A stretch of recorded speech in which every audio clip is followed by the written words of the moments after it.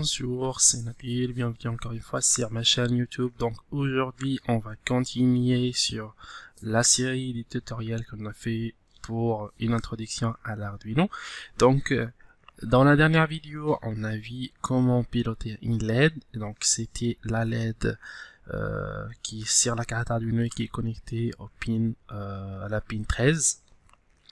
Et aujourd'hui, on va faire presque la même chose, mais on va faire cette fois deux LED. On va piloter deux LED sur deux pins différents. Donc juste pour commencer à comprendre en fait comment ça marche et que vous puissiez en fait manipuler de plus en plus de pins sur la carte Arduino. Donc, juste un rappel la dernière fois, donc on a fait la partie setup qui est configuration, puis on est parti sur la partie loop qui est une boucle infinie.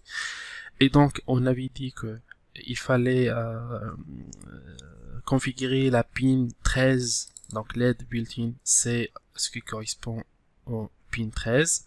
Donc juste à savoir que on avait le choix aussi de l'appeler juste comme ça 13. Donc en fait l'équipe Arduino elle avait fait donc ça c'est une définition encore une fois pour les gens qui connaissent pas trop en programmation, c'est juste une définition dans laquelle on a mis le numéro 13. Donc le fait d'écrire 13 ou d'écrire LED built-in, ça revient en même chose. Donc juste pour qu'on laisse une analogie entre ce qui se passe dans le code et les numéros sur la carte Arduino. Donc à partir de maintenant, on va juste les appeler avec leur numéro. Ok. Voilà. Et cet exemple-là, il marche comme sur la vidéo de la dernière fois. Donc maintenant, aujourd'hui, comme je vous ai dit, on va essayer de piloter deux LED. Donc pour cette raison, on aura besoin de faire un petit circuit. Donc j'espère que vous avez ce qu'il faut, donc à savoir la carte Arduino, deux LED, ou que ce soit rouge ou vert ou autre couleur ou bien de même couleur, c'est pas grave. Et on aura besoin de résistance de 1 kg. Donc 1 kg. Donc pour les résistances, les gens qui n'ont aucune notion en électricité, donc c'est juste pour limiter le courant et ne pas griller les LED. Donc le courant qui va venir quand par exemple le pin sera high, ça veut dire 5 volts, il va passer par là et puis il sort pour revenir à la grande. Donc il passe à travers cette résistance qui limite les courants et on va éviter de griller les LED.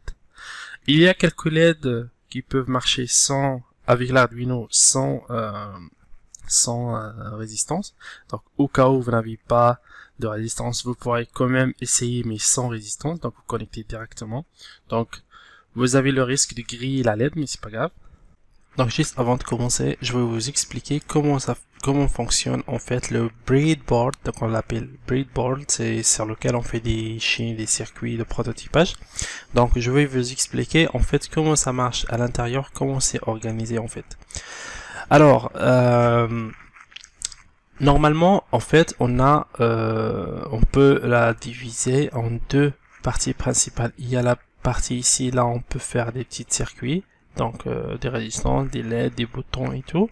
Et il y a cette partie et cette partie qui sont identiques, qui alimentent cette breadboard. Ok. Donc pour la partie alimentation, donc sachez que tous ces points là, c'est un seul fil. Ok. Il est lié. Donc comme sur la photo ici, c'est lié, c'est un seul fil. Ok. Donc si vous posez par exemple 5 volts ici, vous aurez 5 volts partout. Si vous faites ici 0 volts, vous aurez 0 volts partout. Donc ces deux lignes là, ça c'est lié, ça c'est lié. Même chose de l'autre côté. Donc si ici on a dans un point un différentiel, ça veut dire par exemple on a 5 volts ici, on aura 5 volts partout. Si on a 0 volts, on aura 0 volts partout. Donc par convention, on a ici plus et moins. Donc en général, on fait les 5 volts ici. Donc par exemple, on peut venir les 5 volts de la carte Arduino vers ici si on veut alimenter un circuit quelque part. Et le GND qui est le ground, on va le relier ici. Donc comme vous avez vu ici, j'ai relié les deux GND ensemble. Donc tout ça, là, il aura le même potentiel. Et on peut relier au cas où on a besoin les plis ensemble. Okay. Donc la deuxième partie, elle est constituée de petites fils. Donc tout ce qui est comme ça, toute cette partie c'est relié. Donc si vous posez 5 volts ici, vous aurez 5 volts partout. Par contre, 5 volts ici, elle va pas affecter ce qui est à côté. Parce qu'ils sont pas connectés. Donc chaque 1, 2, 3, 4, 5. Donc chaque 5 points, ils sont reliés entre eux. Ok. Par contre, comme ça, ils sont pas reliés. Et ainsi de suite, ici aussi. Voilà. Donc juste pour qu'on... C'est juste en fait en vrai, vous imaginez que derrière, c'est juste des fils, hein, des fils posés sur une table. Mais c'est juste, ils sont sous cette forme pour faciliter voilà, la conception des circuits. Donc là, voilà. On va connecter la pin 13 avec la borne plus de la LED. On va le laisser vert. Et on va connecter la pin 7 cette fois. Donc on va utiliser aussi la pin 7 avec la LED verte et de la même manière avec la bande positive. Donc juste pour ne pas les mélanger. Voilà.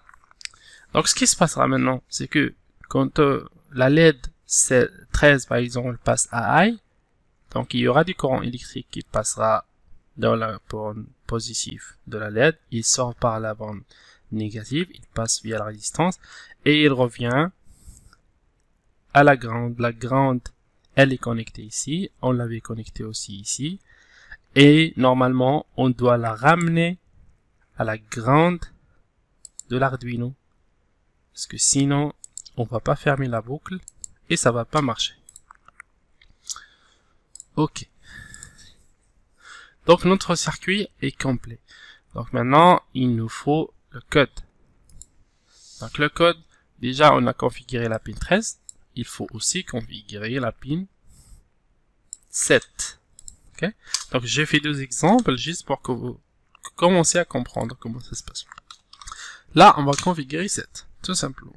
Ok? Parce qu'on est ici sur la pin 7. Du coup, on va configurer la pin 7. Très bien. Maintenant, dans la boucle, qu'est-ce qu'on fait?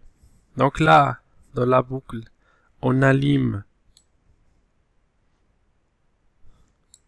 On va copier cette ligne.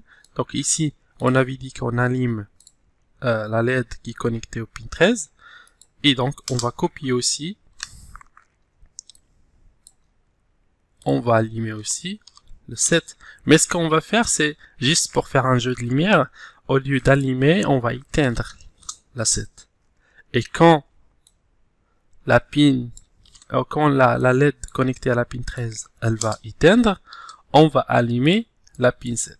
Donc on fait genre l'inverse. Ok? Donc si vous avez bien compris ici, la LED rouge, elle va s'allumer.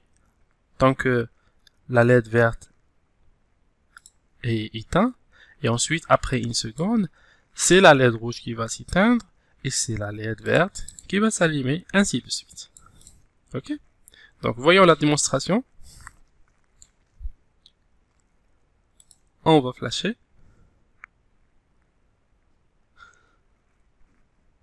Voilà. Très bien. Et si maintenant on change les fréquences, et on flash,